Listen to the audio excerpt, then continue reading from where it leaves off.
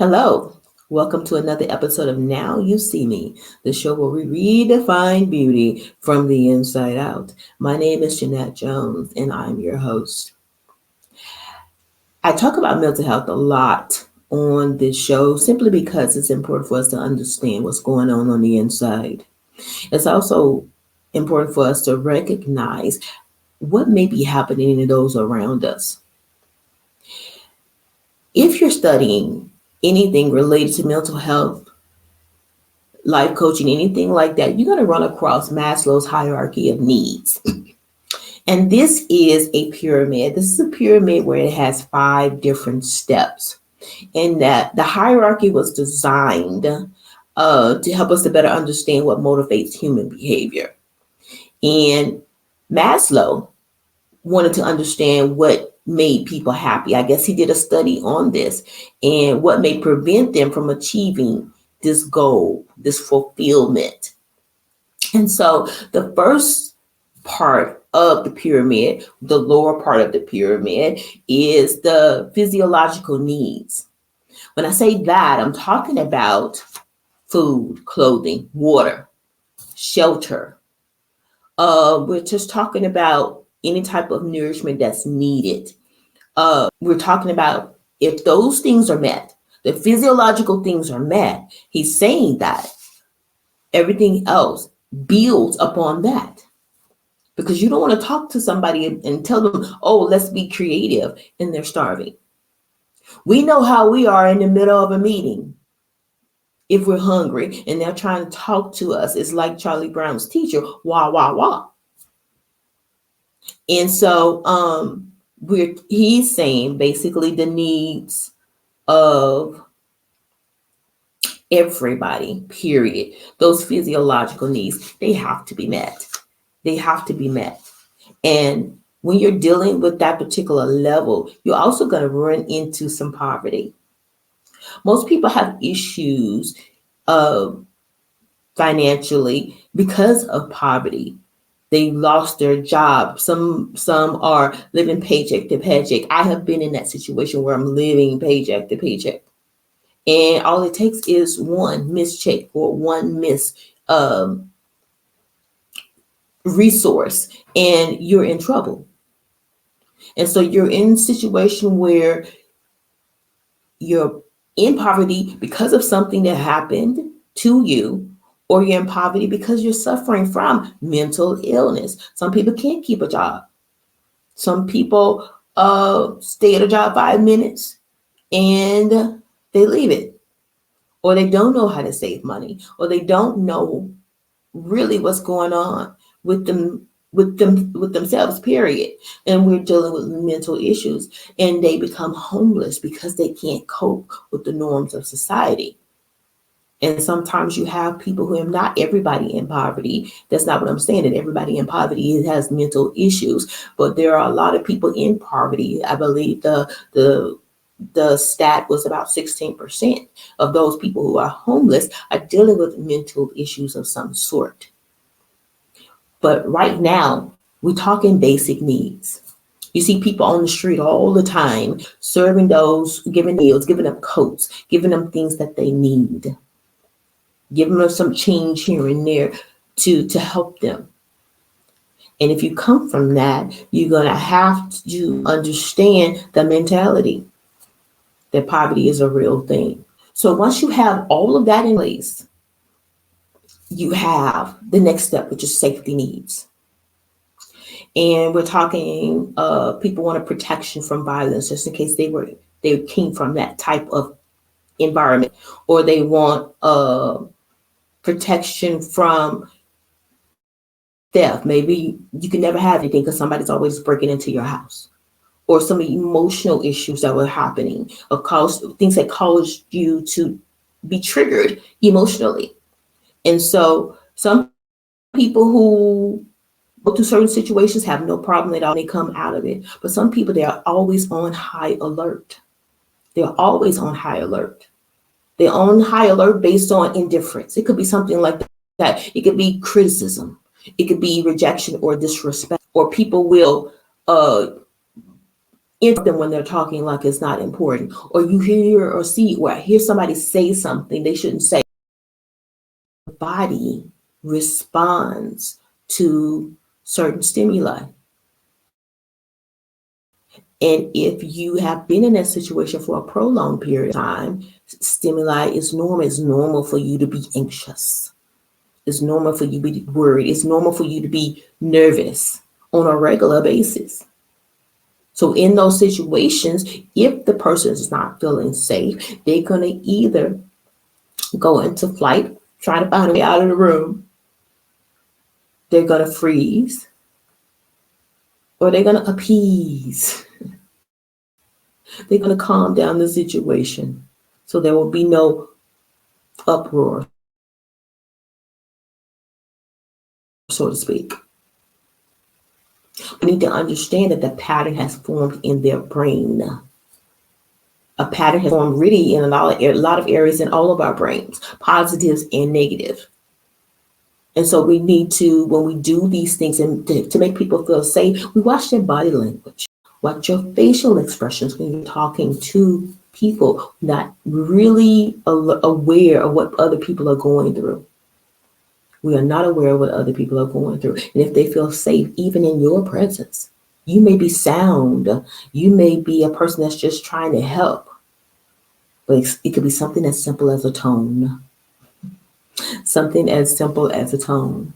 So let's say we have that category, that level on the pyramid straight. Let's say we have that level straight. Now we get into a place where it's love and belonging needs. That would be the third one. Love and belonging needs. Bible talks about companionship. I want to go to Ecclesiastes chapter 4. Ecclesiastes chapter 4. And I'm going to turn to that. And let's read this. Let's read Ecclesiastes chapter 4, verse 9 through 12. Two are better than one, because they have a good reward for their labor.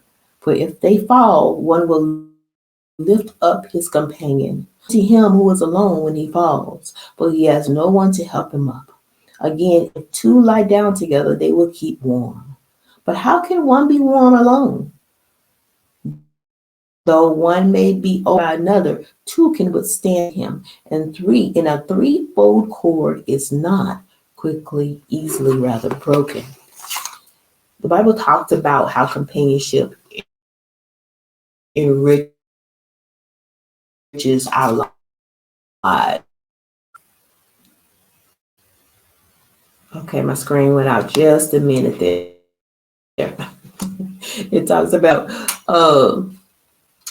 the love and the support that we get from other people. It talks about how our lives are just basically better when we are around those who are encouraging, those who are going to alleviate some of the loneliness. See, if you're caught up in a mutually beneficial relationship, it's going to be good. It's going to be good. And when the scripture's talking here about two are better than one, two minds are better than one. Now, some of these situations may be very, very close friends. They may be family or people you've chosen groups. Some people join different groups here and there. It could be the knitting group, the sewing group, dancing. You're in a singing group or so forth. And it could be anything where you have like interests. It could be a cooking group. You may be with a traveling group. It could be anything like that. Anything that you enjoy, you find other people that enjoy with you. So you are not going to be alone. So, but the fourth one, let's go to the fourth one. The fourth one has to do with the fourth level, esteem issues. Esteem issues.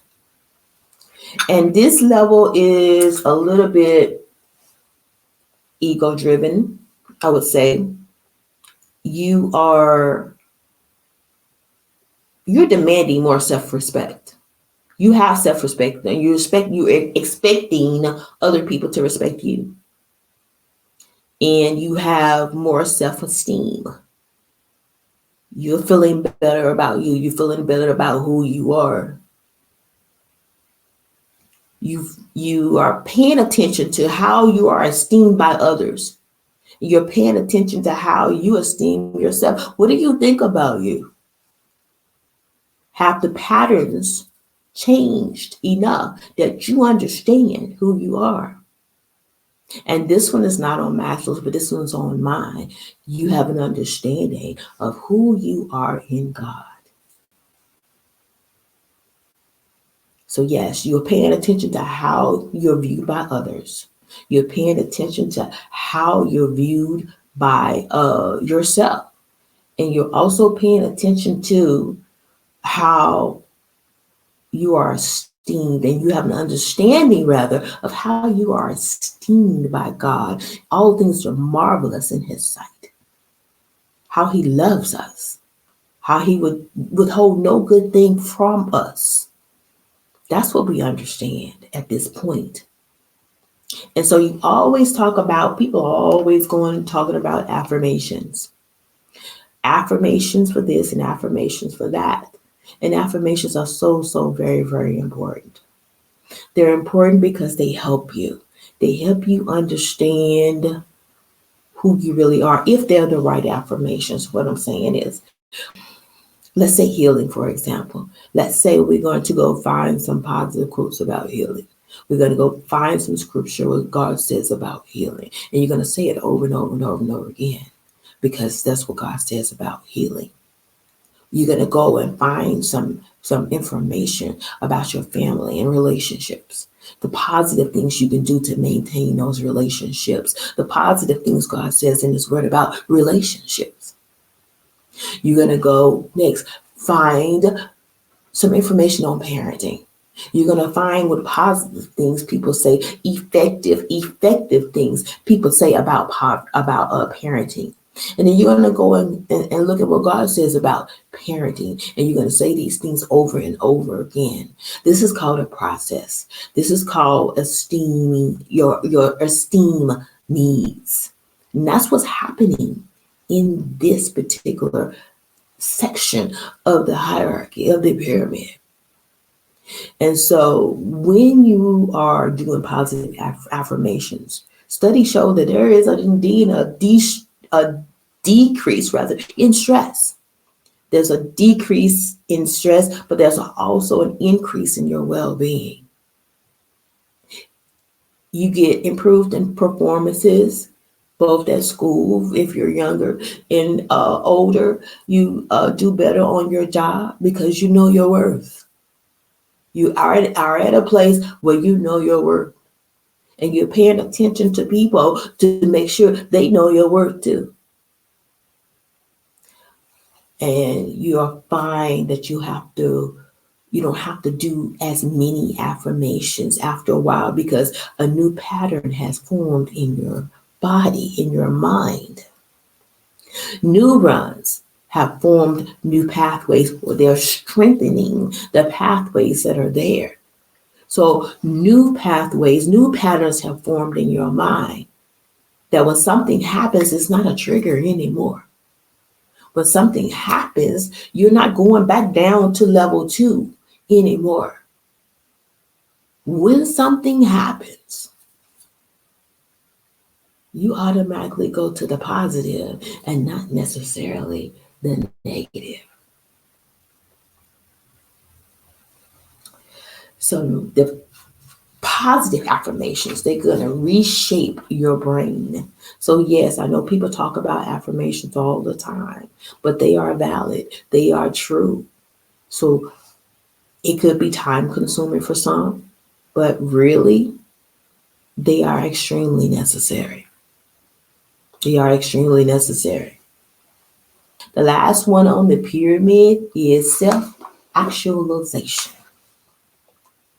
So according to Maslow, at this level, there's a fulfillment that's supposed to happen. There is the potential, your potential as a person is very close, or you're near, you feel like you've reached that point. And it is considered to be the highest point on the hierarchy. So it's a place where you have maybe achieved your educational goals. You're in a position where you're learning new languages. You are involved in a whole lot of self-development, because you see yourself. From level 4, you see yourself, and then you know the areas where you want to go higher.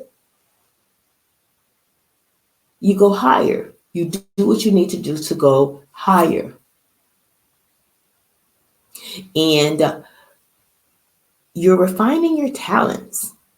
You may be a really good photographer, and all of a sudden you're going to go and you're going to find some place or somebody that's going to help you with your photography to take the dust off the camera and help you get back to the thing because you loved it and you actually were pretty good at it at the time.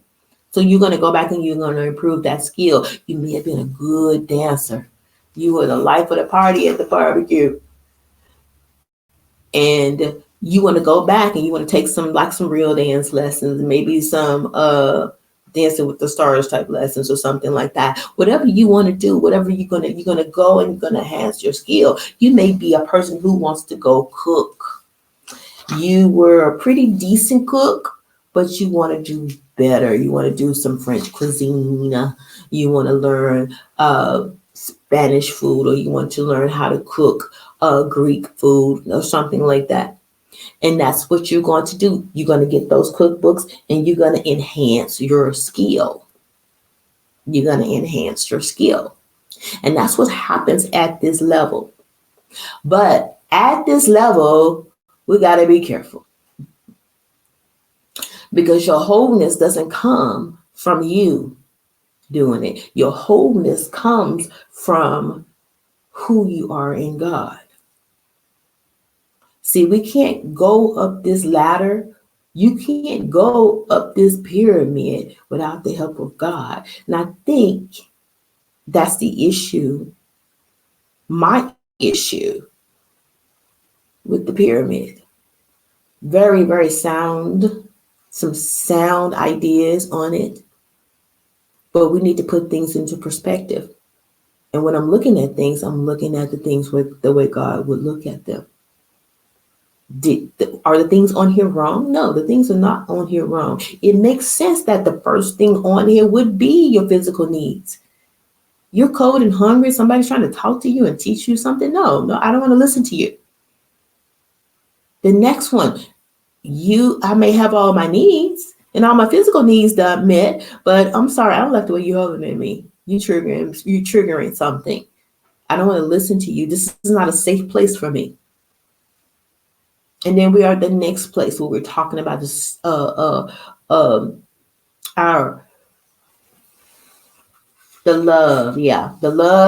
and belonging. Once I get a handle on that, yes, that makes sense that I'm going to go and find friends. Feel good when I'm around people. People feel good when they're around me because I feel better about myself. That's what happens. And then the next one would be what do we say for the next one? Our esteem issues.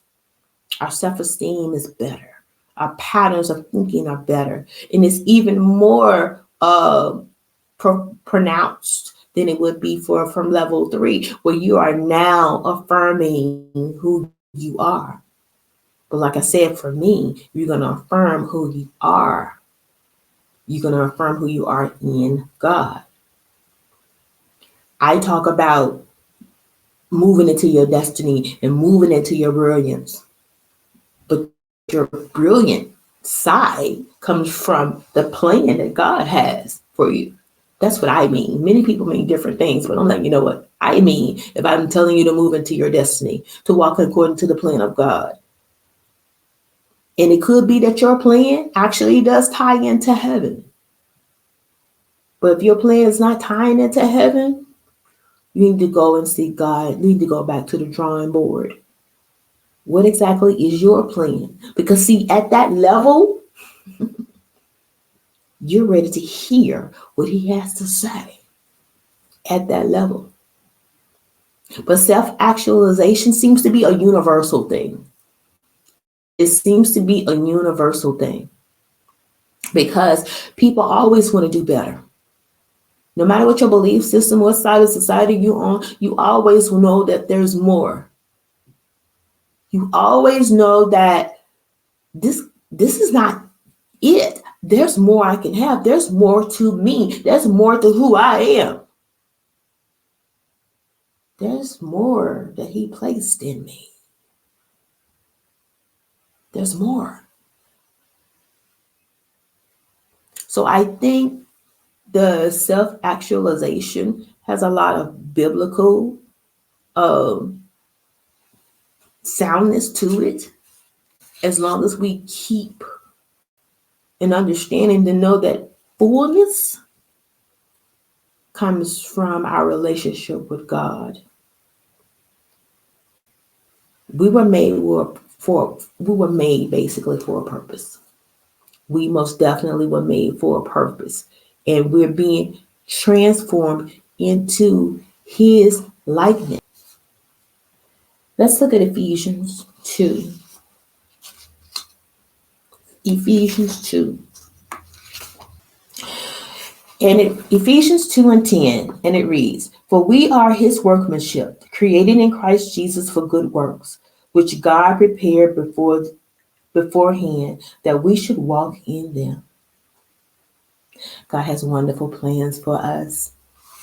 He has wonderful plans for us, but he needs for our plans to line up with his. And I also want to go back to the basic needs of people. That is realm number one, and then we're going to close it out. I just want to remind you of something that God said about that level of making sure that people's needs are met.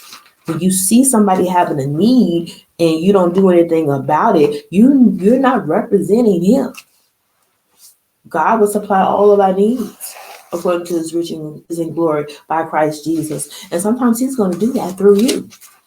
And I just want to read this in Matthew. I want to read Matthew 25:35-40.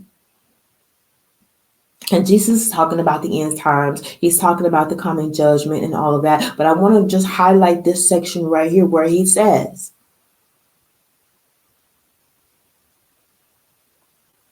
verse 35, "For I was hungry and you gave me food. I was thirsty and you gave me drink. I was a stranger and you took me in. I was naked and you clothed me. I was sick and you visited me. I was in prison and you came to me." Then the righteous will answer him, saying, "Lord, when did we see you hungry and feed you, and thirsty and give you drink? When did we see you a stranger and take you in, or naked and clothe you? Or when did we see you sick or in prison and come to you?" And the king will answer and say to them, "Assuredly I say to you, inasmuch as you did it to one of the least of these, my brethren, you did it unto me."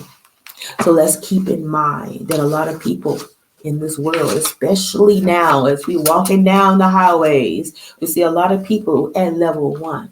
They don't have their basic needs. Don't be caught up looking down on them, but try to give them a leg up so they can move up this pyramid in life, so they can move up into the things that God has in store for them. Thank you for listening. I hope you found your spot on this pyramid, but I hope you understand that pyramid is nothing unless God is going up through it with you. My name is Jeannette Jones. I'll see you next week.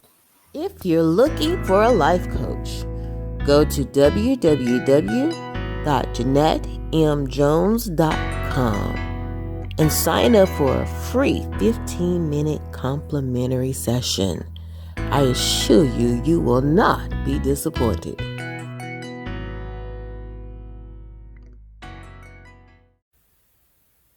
You know, when I first started my television show, I was terrified. One, because it was uncharted territory. And another reason was because of the name itself, Now You See Me. It gave the air of transparency. And I wasn't sure if I was ready for everybody to see me. But I said yes. And it's been a journey that I will never forget nor regret. It was maturing. It caused me to open up. It caused me to not be afraid of my feelings. It was fun to create.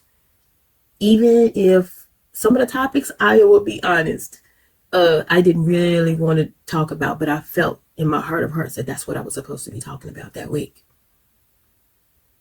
But as you go through one thing and you're at one level, then God puts you in a position where you go to the next level. I have a channel, Filling in the Gap, and the name itself speaks volumes. It means that we're going to be filling in the spaces and giving people information that's going to move them from point A to point B. I know in my life, it seems like I was right there on the edge of something always. And then somebody came by to give me what I needed to push me on to the next level. And that's what I want for this channel. So if you are a person that feels like God has called you and you have a vision, you have something to share with the people. It doesn't matter what it is. It could be cooking, it could be exercise, it could be whatever. But you're really, really feeling like what you have is what somebody else needs. Then you may be the person that's perfect for this channel. Click on the link, fill in your information, and you will get a link to the session via email. Okay? So I am looking forward to talking to you. I am looking forward to talking to you, and I'm excited for you. I'm very excited for you because I know on the other end, there's just people recognizing your brilliance. Go ahead, sign up.